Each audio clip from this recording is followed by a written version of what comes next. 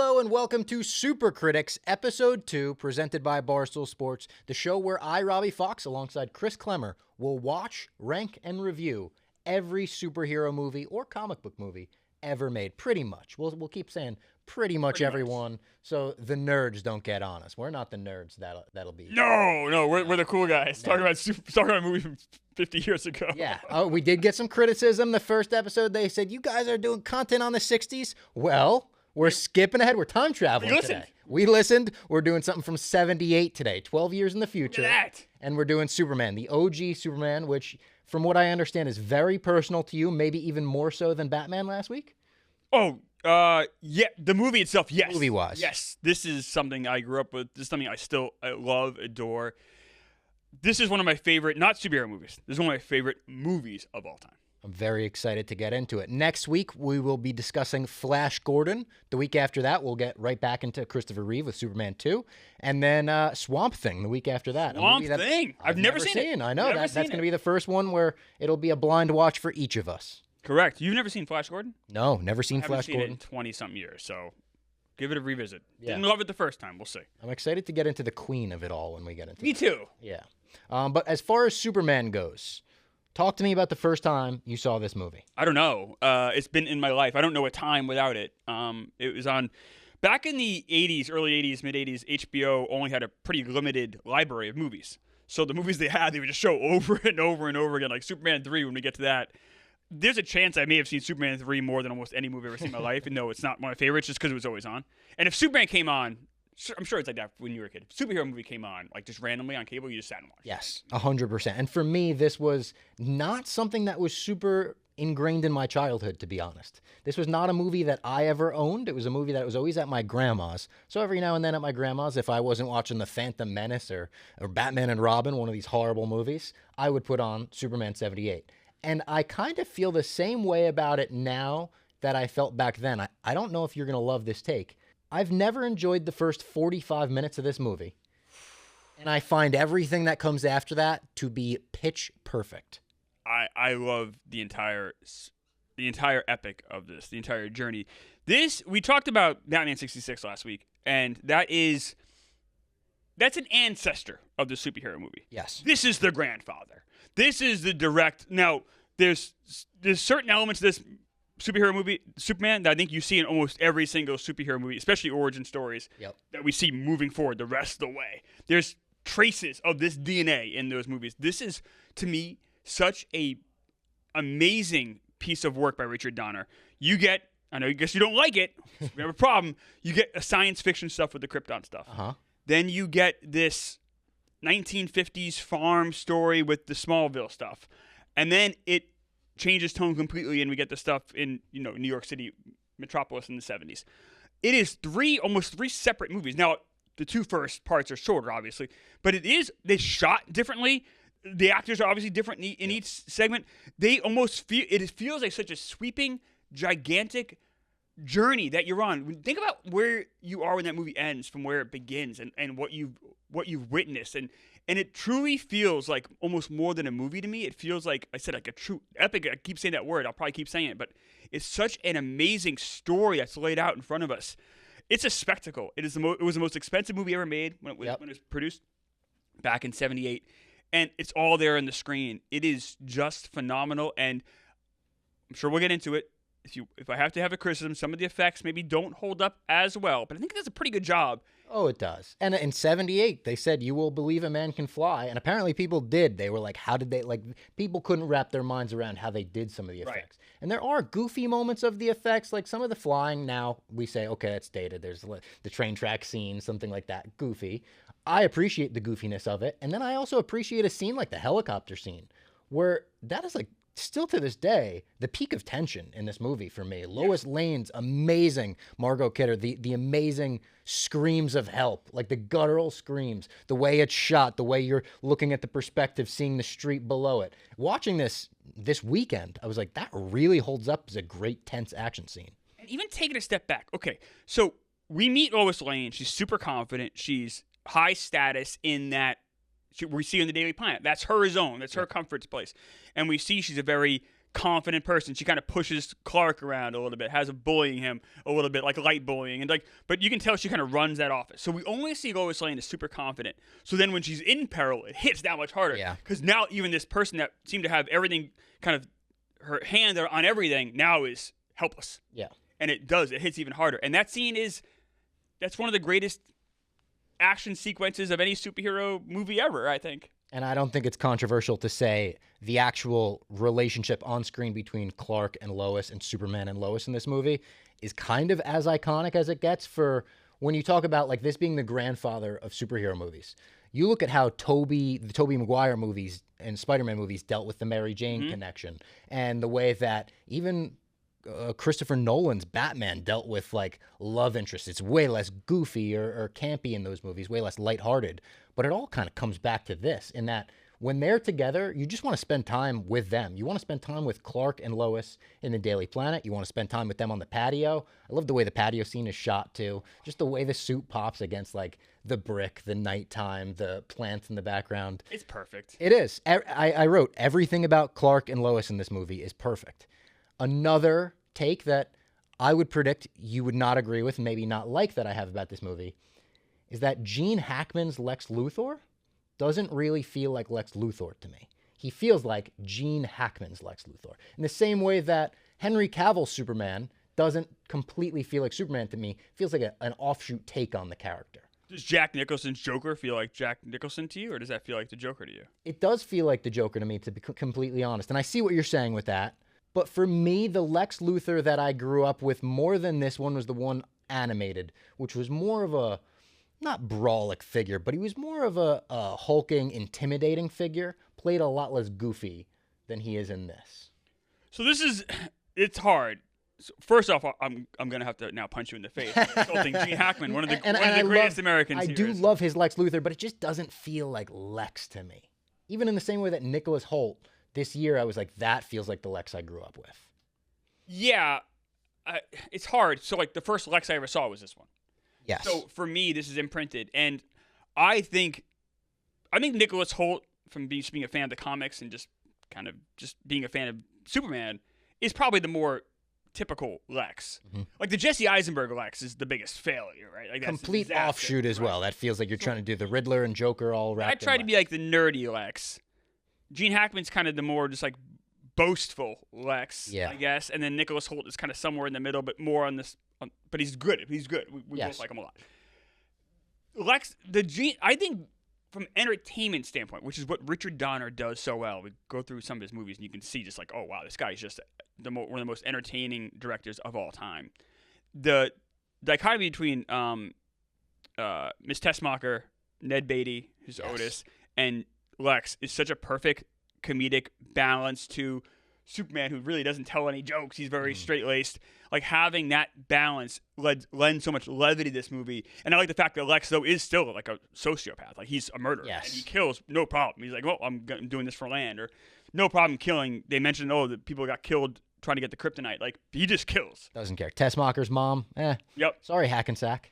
Which Yeah. I love the Hackensack shout-out as a Jersey guy myself. And she says, my mom lives in Hackensack. He's like, not anymore. I love when he hits him with the "Any questions, class?" Like, that line is so good, so funny, that whole scene. I think Gene Hackman is one of the greatest actors ever. So to have someone in his ability, also trying, because we also have another one of the greatest actors of all time in this movie, maybe not trying very hard. Yeah, Marlon Brando. Christopher Reeve had issue with that as well. He did, and famous, if you, after this, check out the Letterman, just do Letterman, Christopher Reeve, Marlon Brando, and he goes off on Brando. Very upset. Basically He got saying paid so much, phoned it in, which he did. Yeah. We can talk about that too, the Krypton stuff, which is controversial. Not controversial, but it's divided. So I think some people do feel the same way you do.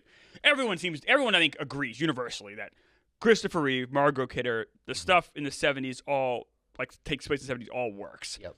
I think most people do appreciate the Gene Hackman as Lex Luthor. Maybe you are because you're more in the comic world than most. And I appreciated it. Like, I love him as a villain. I don't know if I love him as like the definitive Lex.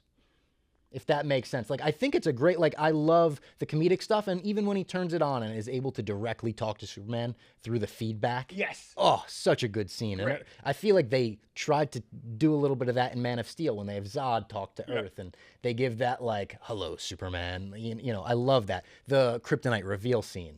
Amazing. Incredible. He pulls it out in front of Superman. So I don't want to say I don't like Gene Hackman's performance. That's not it. It's just that the performance itself doesn't necessarily feel like the comic or cartoon character Lex that I grew up with. But I think that's okay. Like, I think that's a good thing. Yeah, I think that's like, okay. If you have your own take on it, as long as it's a take that works, like that's great. Yeah. That's a positive. I mean, we talk about like with the Batman 66, like that was like Cesar Romero's take on the Joker. That's not the Joker that I think me and you would probably most closely identify. And that's the difference between the times in which we saw it too. Because like I didn't grow up with this as my like definitive Superman. Right. You very much did, and that was for me the definitive Batman I grew up with. Me too. Yeah. So I think it is like a matter of if you grew up with this movie and this Gene Hackman, I'm sure what I'm saying is sacrilege. He's not. I said it's not. I said it's similar to Cesar Romero. I don't think either Cesar Romero or Gene Hackman are the definitive versions of that character, of that villain. Mm-hmm. But I think both are still very effective for what they're trying to do, especially Gene Hackman. I think it's a perfect balance for this Superman movie, for this Superman, for that time, for what it's doing. I think it's perfect. I wouldn't have changed a thing there. Now let's talk a little about the Krypton stuff. Yes, we talked about that. So we have Marlon Brando. Marlon Brando got paid almost $4 million, just plus 12%, I believe, of the profits, which led to like a $20 million windfall for him. Yeah. I think it's more money he ever made for any movie ever. Which makes sense. He's in the movie for what, like 12 minutes? Yeah, and he gets, technically, it's contracted for 1 and 2. He's getting paid. Correct. And he's also like, I remember when I saw this as a kid, I asked my mom, like, why is Christopher Reeve third billed? Because Marlon Brando, I think, is first billed, then it's Gene Hackman. Like, Marlon Brando's barely in it. My mom had explained, well, he was a bigger name. He's a bigger star. So he's getting above the title. You know, Marlon Brando's in this. And Marlon Brando gets a lot of shit for this movie. I want to give him a little credit for something. If Marlon Brando doesn't put his name on this Super Critic show might like not exist. Like, you needed someone to be like, look, I'm willing to have a giant star put their name on a superhero movie. Yeah. That led to later on Jack Nicholson doing it, which led to other, and it legitimizes the genre as a whole. Yeah. Which it hadn't really done. I mean, the Batman 66 is a movie that we both enjoy a lot, but it didn't legitimize it's goofy. The genre. Yeah. Having Marlon Brando put his name on it did mean something. Now, did he put in any effort in this? No. He didn't memorize any of his lines. Infamously told Donner, like, hey, why don't you roll during rehearsal? Maybe we'll get it. And I believe the long take in the beginning of this movie wound up being like from one of those takes because he didn't want to do it again. I believe it. I think his initial pitch was he wanted to be a talking green bagel, and then he would do the voice of it. That was the initial, a bagel? A bagel. That was the initial pitch. Which is like, and I guess Donner had to like persuade him, be like, no, we really need you to be in this. Like, you got to actually be in this physically. And I appreciate how they made it look so weird and sci-fi-esque in the opening. I just think maybe this is sacrilege too. I kind of think it looks like shit nowadays. Like, come on, the outfits, the reflective outfits that look like what runners wear now. I think they look cool. I think they look different and weird. I think they kind of look like shit. That's the floating heads I think look like Power Rangers or Wizard of Oz. Like, you like the council? Yeah, and they're judging General Zod. Yeah. Oh, come on, that's so cool. And I like the content of that scene. I like sending General Zod off and what you're setting up. Like the record album. It's like, the Phantom Zone. I like that. I like that. I also don't like the idea that Krypton looked exactly like the Fortress of Solitude should look. I like Krypton looking like its own that makes planet. sense. I don't know. No. I'll push back on that big time. That makes sense. It does make I like it better in the. Look wildly different. Jor-El created the Fortress of Solitude. It's in the crystal. I know, but I like the idea that the Fortress of Solitude is this thing that you're able to build in Antarctica because it's so isolated and it's just this hidden fortress, kind of like they do in the Zack Snyder movies, to be honest. I'm not a Zack Snyder guy, but I like the fact that Krypton looked like its own world, and then they sent him off and there's like, a little technology in there that they make the fortress the ship or whatever. I just never liked that it's literally like 1 for 1 is Krypton is now on Earth. It's the fortress. Well, I mean, let's say Superman had gone from Earth to Krypton, Fortress of Solitude probably look like a house. You want to look like some crazy thing? Earth has houses. But like Krypton should have had houses. No, that was their style. They had their own crazy. They all just lived in igloos. We don't know how cold it was there. No one was shivering. It just looked so strange. That's an alien planet. You're not supposed to. It's supposed to look strange. I hate the design of the ship that he sent in as well. Oh, the weird spiky ball. I don't like that either. I want it to look like a ship. By the way, we kind of buried the lead here. I gotta say, the opening of this movie is the greatest theme and opening credit sequence of any movie ever made. Not superhero movie, every movie ever made. This theme is my favorite theme ever. Shout out to John Williams. 6-minute title sequence. I wrote that down because this movie, it just takes its sweet-ass time. It respects the audience in that way. But, like, I'm almost surprised it is as big a hit as it is. Because with kids, like, it's 47 minutes until you see the suit or you see Christopher Reeve even. Superman doesn't talk till hour and 8 minutes in. It's crazy. It's great.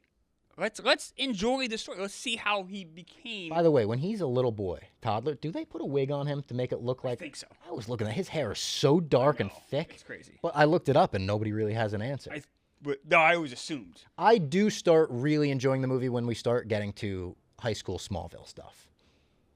Him kicking the football and it being launched. Also, I love that in front of the train. So all that stuff was shot in Alberta. Mm-hmm. And it all, I think, looks great. Like, insane. Like, the funeral scene when they bury Pa Kent and you just kind of get an overlook at the cemetery and, like, just the fields of Smallville. That's heartbreaking every time, how sudden it happens. Just like, Clark's out hanging with the dog. It's great line reading by the guy who plays Pa Kent. He goes, Glenn Ford. He goes, "Oh, no. Oh, no." I think it's such a good, it's like such a great, like, the awareness and the realization that he's going to die. And hitting you with, like, it's so ingrained now, like, the Superman mythos and story is just like, Pa Kent will one day die, and that's the one thing Superman can't control. Right. He can't fix that with his powers. But to hit the audience with that pretty early on in this movie must have been super powerful to the people that didn't know that's part of the mythos. Yeah, and it kind of comes out of nowhere, too. He's having a nice talk with him, and he just collapses and dies. Heartbreaking scene. But it all looks phenomenal. Like, I just think it looks so good. They shot this movie, cost over $50 million a time to make. It shot it all over the world. You have stuff at Hoover Dam. You have stuff, obviously in New York City. You have stuff in Alberta. They shot the stuff at Krypton at Pinewood, which is where they shot Batman '89. Yep. So that's all in England. So they kind of went all over the place to do this. It is crazy, yeah. It's sprawling. They kind of tried to do that with the James Gunn movie. Like, he wanted to shoot all over the world, probably in homage to this movie. I wrote down something I found interesting. Christopher Reeve's portrayal of Clark Kent was based entirely on Cary Grant's character in a movie called Bringing Up Baby, 1938. Katharine Hepburn. It makes sense. It's like a true screwball comedy. It actually makes a lot of sense. And it's a gif, I know, so people have seen it, but it's incredible.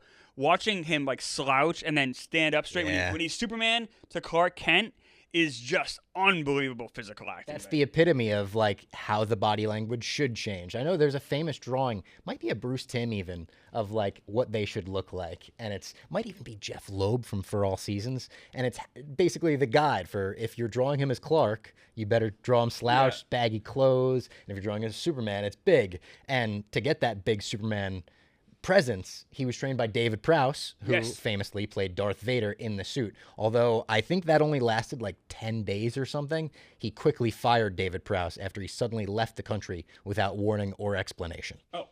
David Prowse was infamously maybe not the easiest guy to work with at all times. He was trying to spoil things from Star Wars because he was upset they didn't use his voice. Well, Prowse also auditioned for the role. He did. He auditioned for Superman and Non. Yes. Yeah. Didn't get either. Unfortunate. He had a good physical presence, but I don't know if he was the best actor. No, and it does. We'll talk obviously more about kind of the production and Superman 2 because the Krypton stuff does kind of lead you into, because the original plan was to shoot 1 and 2 back to at the same time, but we'll get more into that with Superman 2, I think, because there's a lot of directors get fired. It gets wild. But Superman 1, you have, obviously we talk about the Krypton stuff. We have the Smallville stuff, which I think it does take its time, but you think it works? Oh, I do. Yeah, Smallville stuff I really like. All right, you just didn't like the Krypton stuff. I don't like the Krypton stuff, and even when he's just a little boy, it's just like it takes a while to really fully grab my attention, I think. It's a weird movie for me in that sense, in that the first 45 minutes I could take or leave pretty much, and then it's 2.5 hours, I think. Everything after that, I literally think is like perfect. Again, the Gene Hackman performance, it doesn't bother me that it's a bad performance. It's just I separate it from Lex a little in my mind. Okay. I do love how it looks and feels so different. Like I said, you have that look and feel of a sci-fi movie. I think that opening shot too, when you go to Krypton, it's like that hatch is just that's the cool. light. I mean, and the Williams score is incredible. And then it goes to Smallville, which looks very different than Krypton, and then we go to New York, which is gritty and loud. That alleyway scene, which I think is one of the best scenes in the entire, one of the best Superman scenes in general. So funny. Him fainting. And the way he just looks at the bullet in his hand. The bullet and identifies everything in her purse. Yeah, and I also like, and we had this conversation with Tommy in the office recently, I think what Tommy doesn't like about this movie is there's not a big battle at the end. It's not Superman fighting Lex in a big mech suit. It's Superman trying to save everyone. More than fight anyone, it's I want to save everyone. I thought that was something they did very well in James Gunn's Superman as well, where it was more about him saving people than it was fighting people. And in this one, too, it's really about the battle of his fathers. Like, which father does he listen to? That's the real struggle here, is like he has these two figures. Like, which one does he listen to? And eventually he listens to Pockhan, doesn't he? He ignores Jor-El. Another thing that the new Superman kind of took from this in a way. Very much so. They change it around and the way they go about it.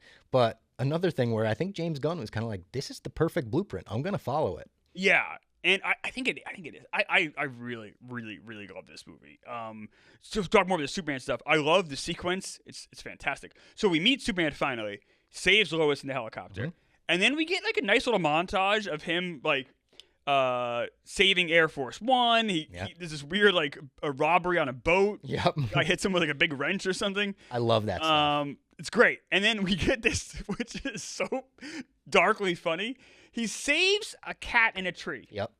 The little girl is like, thank you, Superman. And she goes inside and says, Mom, you never believe it. A man flew out of the sky and helped me save the cat. And the mother says, why are you always lying to me? And then hits the daughter off. It's like, wow, that's some cynical humor there. There's some weird cynical humor in this movie. Like when Lois Lane walks into her boss's office and she's like, what do you think about this? He goes, there's only one P in rapist. Yes, and she's like, wait, what? But I think the whole thing, because it's like, that's let in earlier, like, there's only, how do you spell massacre? Yeah. Like, the whole bit is that Lois Lane, this pretty girl, is always writing the most, like, violent stories. Yeah. So it makes sense that she... It is just funny, like, again, for a movie where it's like, you could take your 4-year-old to see this, where immediately, there's only one P in rapist. Yep. There's a lot of stuff that I laugh at in this movie. I love Clark's quick glance at the new phone booth. When he's almost, he's like, oh, I can't do that. Fantastic. Like, quick moment there. Jimmy Olsen, I love in this movie I wrote the cock-blocking energy of C-3PO. He really has. You know, at the end when he runs in. Yeah. So good. And I love Superman's super goofy, corny, something wrong with the elevator when he's talking to the criminal. Right, on the guy of the on the it's so fantastic. Good, with his fucking suction cup, climbers. And then you have, and you could argue, if you want to, your opinion of the first 45 minutes does have kind of a slower pace. I feel once we get to New York, actually for a movie from the 70s, it's pretty quick. I completely agree. It moves pretty fast. We have, I'm sure, maybe little kids or whatever maybe don't love Superman and Lois flying through the sky, kind of being romantic. I remember being a kid not really enjoying that. As an adult, I obviously enjoyed it a lot more. I remember being a kid being like, oh. Yeah, I think I felt the same way probably. But as an adult, I very much appreciate that scene. And then we get Superman with the earthquake stuff, the nuclear, the missiles cause the earthquake. I think all that stuff works. I think all that stuff works really well. I was watching it this weekend, wondering, do you think it was very controversial at the time for him to do the reverse time trick? Do you think people thought that was cheap? I think it's a cool twist. Feels very Spielberg-y to me, even the way that whole sequence is played. I know Donner and Spielberg are obviously very similar in filmmaking styles in some ways. They worked on Goonies together too. Later on, I think it. So here's my issue with it: is why does he just do it every time then? Yeah. So then I think it's the sort of thing that if it happened in a movie today, people would be like, "It's a movie-ruining plot hole." The problem is that nothing has stakes because you can always just turn back the clock. Although I guess you could do the devil's advocate retcon of or explanation of it needed to be the fury he felt after the death of Lois. Gave him extra speed, extra power, They try to explain things away in Star Wars with the hatred they felt kept them alive. So powerful. Yeah. I don't love it, honestly. Like if there's one thing kind of I like it, but I agree. I don't love it. I don't love. I like it, but you can't think about it much, or else it falls apart. Right. I do love the acting in both the scenes. So when Superman discovers Lois is dead, like I really love that. Agreed. And I love how he reacts seeing her alive again. Yep. The scream up to the top is a GIF now, iconic. Yeah. Yeah, and I think, and also a GIF is like when he's like, yeah, looking around in the sky. Listening. Yeah. Great GIFs from this movie for sure. Which just shows you how iconic. I remember when I was a kid, I'd go to the movies on Long Island, and it had like Gone with the Wind, like a painting, a mural, Gone with the Wind, or Wizard of Oz, or just famous movies of that time. And one of them was Superman. And I was like, oh, that's kind of cool. Like, a movie that I know from my time is one of the most iconic movies. I would say you could make that same mural today, and you'd still have this up there. Oh, for sure. It's that iconic of a movie. And that, you could argue, this is one of the most, if not the most important movie maybe ever. And the only reason I'm saying that is because it led to Marvel having such a... Yeah, look at the box office the last 20 years. Yes. It's dominated by superhero movies. And it doesn't... I really believe it doesn't happen... Certainly not that same extent. I'm sure superhero movies would have existed. But it wouldn't happen if this didn't work. Because if this didn't work, Tim Burton wouldn't have gotten the budget for Batman. And then if that doesn't work, then, you know what I mean? I think Kevin Feige still considers this like the blueprint. He's like, this is the superhero movie. This is the gold standard. How do you think it ages? I think it ages phenomenally well. But I showed it to my wife a couple years ago, and she liked it. But she didn't love it. Like, I loved this. Like, and I don't know if I'm just biased because I saw it when it was modern. I think there's maybe a little bias. I think it ages well, but to be completely honest, I don't think it ages quite as well as like Batman 66 even. I feel like that movie is a little snappier, a little funnier in a lot of ways, where I think if I were to show both movies that we've talked about to someone that's seen neither of them, I think a lot of people would find the Batman one more entertaining. I do think it's just a movie that really takes its time with everything it does. See, my whole thing is how entertaining this movie is. So Richard Donner, right? So before this, he made a movie called The Omen, which is a horror movie. Then that's how he was able to get able to do this movie, which is a bigger movie, obviously. People like The Omen? Yeah. But you think it's horrible? No. Oh, I thought you said which is a horrible movie. No, a horror movie. Horror movie. I was like, I think The Omen's pretty iconic. No, absolutely. Yeah. And it was very well received, made a lot of money. Okay, I thought so. So you have a horror movie, then you have a superhero movie, then he does Goonies. Yeah. Later on, it's like Spielberg teamed up with Spielberg, movie. Then he also does Lethal Weapon, maybe the most iconic buddy cop movie ever. Mm-hmm. Like, you go through his list of his movies, and it's incredible how Richard Donner could do such different genres so well and make them all pop. Richard Donner, to me, is one of the greatest American directors ever, and I think this is his masterpiece. I think this is the movie that is his greatest work, and I like Goonies a lot. Don't get me wrong, and I appreciate the hell out of Lethal Weapon. I enjoy those movies a lot too. But this, to me, is a truly great movie. I've only seen in my life, I don't know, maybe 35 great movies, and this is one of them. Like, I think this is that high. This gets a 5-star for me on Letterboxd. This is the peak of peak for me. And every time I watch it, I smile. Every time I watch it, I could watch that credit sequence over and over and over again. I still feel the same things watching this movie as I did 35, 40 years ago watching this movie. Yeah. I even wrote down that the ending sequence where they reuse that theme and Superman's flying, it's a cheat code for walking out of the theater in like an amazing mood. Oh. That Williams score is incredible. For me, like Batman, I would give this 4.5 stars. Oof. But where I said Batman was bordering on 5 for me, this kind of borders on 4 for me. Oh, so you're going to have Batman 66 over Superman 78. I am going to have Batman 66 over Superman. Are you worried this invalidates your entire rank? No, it's not. I don't think it invalidates it. They're both at 4.5 stars, which I didn't want to start this list with 2 of the exact same score. But it's just the way, I truly, in my mind, I didn't want to bump this down to 4. I don't think it's a 4-star movie. I didn't feel I could bump it up to 5 considering my thoughts on it. So I would say, yeah, if Batman is on the high end of 4.5, this would be on the low end of 4.5. Oh, come on! I'm giving it 4.5 stars. I know. I just haven't. I love Batman 66. I get it. I love that show so much. So I guess I can understand on some level. But to me, this movie is just perfect. Like, I try to think. Was there any? I was thinking of anything I would change this movie. That's how much I love this movie. Yeah. Like, there aren't many perfect movies. Like, Jaws is a perfect movie. Back to the Future is a perfect movie. There aren't many perfect movies. The only thing I would change, I would take out the scene with Lex and the missile. Lex, Miss Tessmacher, and Otis changing the missile coordinates. Why take that? I kind of like that scene. I just think it goes on for too long, and it's they do it and it gets fucked up. They have to go do it again. Yeah, that's fair. It also just feels like out of And place. at that point, you're far into the movie already. I feel just like it's out of place. It just doesn't feel like it belongs. Yeah. I've always felt this way, and it also is distracting for me, probably not for you. The guy that plays the main military guy is Larry Hagman. He was the guy in I Dream of Jeannie, and also the star of Dallas. You would change that?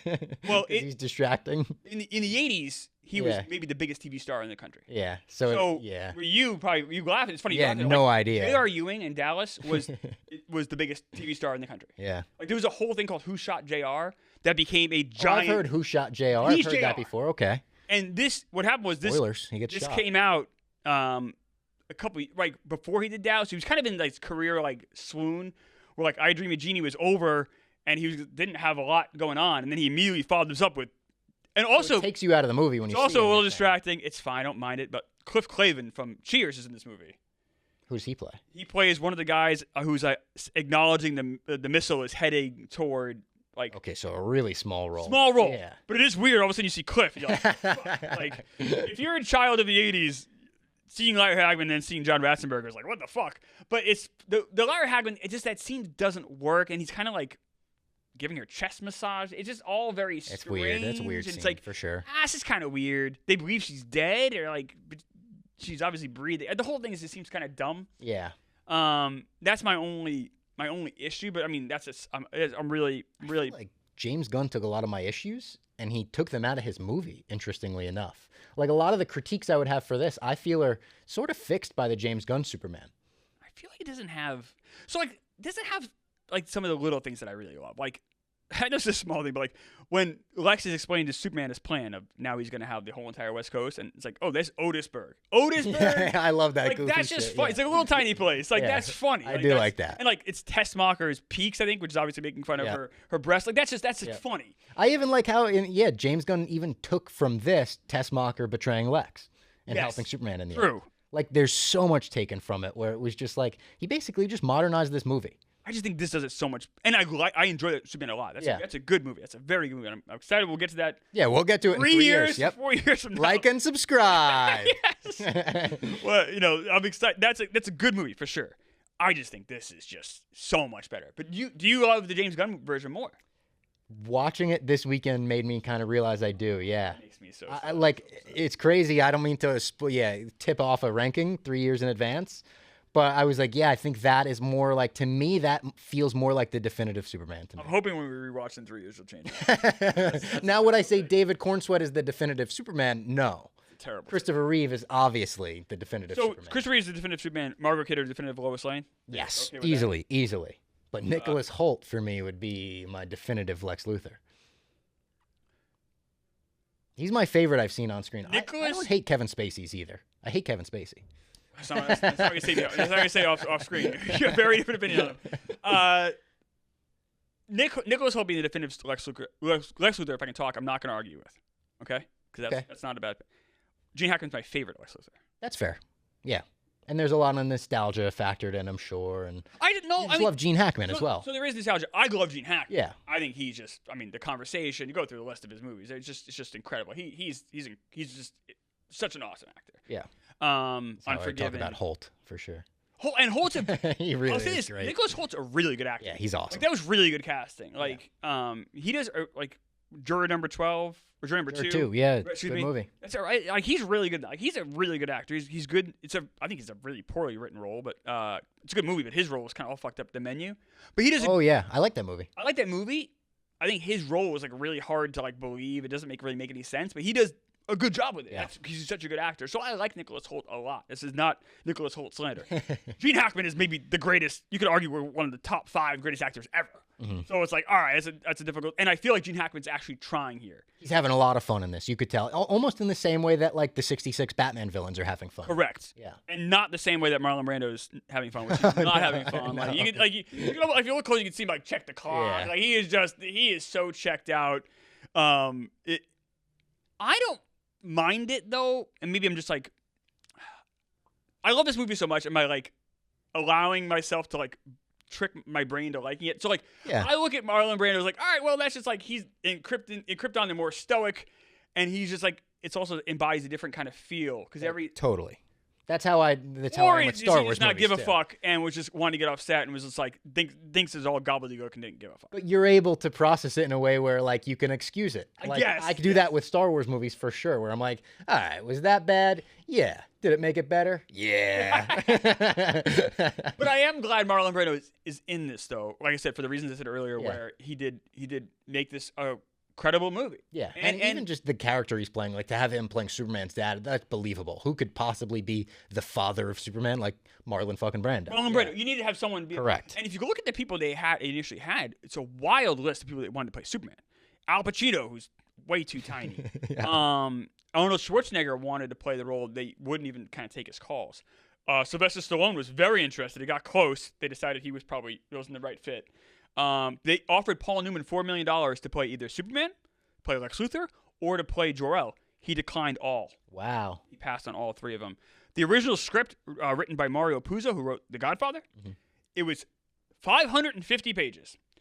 Just so people understand, if you don't know, for most scripts, a page is a minute. Yeah. So they got this giant block of... And the original director was this guy named Guy Hamilton, who he directed a movie called Reba Williams, whatever. He ended up getting sick, couldn't do it. Ended up going to Donner after the success of Omen. He gets it. He's like, I got 550. What am I doing with this 550? He said it wasn't a bad script. It just like it was impossible to shoot. Yeah, you can't make a movie out of that. It was like 5 movies. So he gave it to his buddy Tom Mankiewicz, who really wrote this movie. But the Writers Guild fought back. Writers Guild was like, no. You can't have. It's Mario Puzo is the credited writer. So if you watch, Mankiewicz is credited as creative consultant, which I guess pissed the guild off.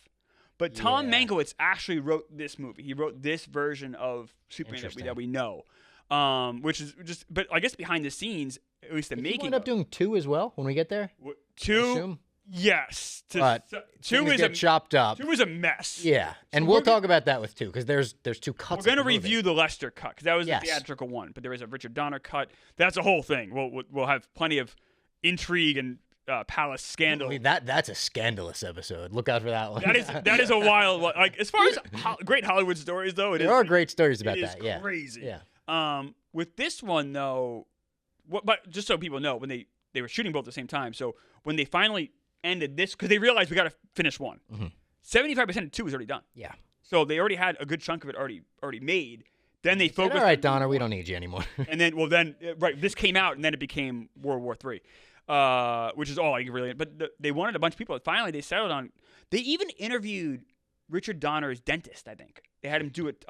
They had him audition, do a test shoot because he was a handsome guy. Because they said every handsome guy they found, every guy that could fit the bill wasn't a good actor, and every good actor didn't fit the bill.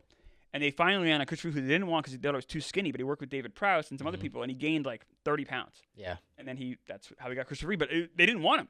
They didn't know who to cast. It's insane. It's insane. And now he's the gold standard for not just Superman, for superheroes. I think so, right? Yeah. I think him, obviously, Robert Downey Jr. is Iron Man for sure. Yeah. Hugh Jackman, Wolverine. Yep, he's in that argument, right? Yeah. And it's tough, and all of those people, at least, they've played the character 10 times over 2 decades. He's got 4? 4. Yeah. Over a decade? Yes. Yeah. Crazy. Yeah. So I have this number 1. I have this number 2. Yeah. Okay. So this is the worst superhero movie of all time for you right now. If we go to 1978. Currently, yes. If the season ended today, it would not make the playoffs. It was 1978. Yeah. It would be the worst superhero movie ever made. I would leave the theater and say that was the worst. You must feel bad about ever made. Again, next week, Flash Gordon. The week after that, Superman 2.